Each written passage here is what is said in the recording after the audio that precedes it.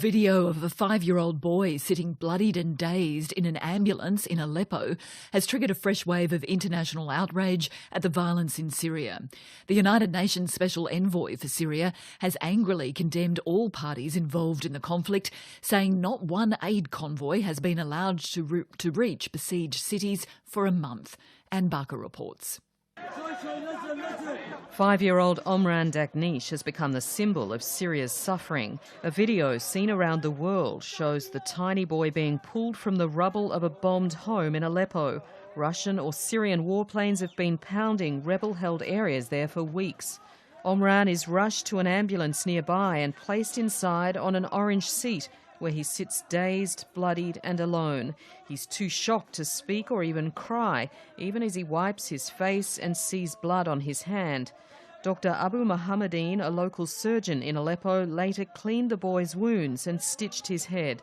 Omran discharged after 2 hours after we treat him, and he lucky because he had only a wound in his head.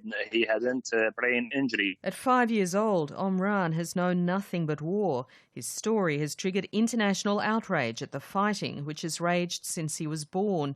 The United Nations is now demanding an immediate ceasefire to allow emergency aid into Aleppo. Staffan de Mistura is the UN's Special Envoy for Syria. Not one single convoy in 1 month has reached any of the humanitarian besieged areas. Not one single convoy. And why? Because one thing, fighting. The priority is clearly, at the moment, at least from what we see, is fighting. The Special Envoy has condemned all sides in the war, saying aid convoys are ready to go but can't get into besieged areas. In frustration, Staffan de Mistura cut short a meeting of a humanitarian aid task force in Geneva after just 8 minutes. There was no sense to have a humanitarian meeting today unless we got some action on the humanitarian side.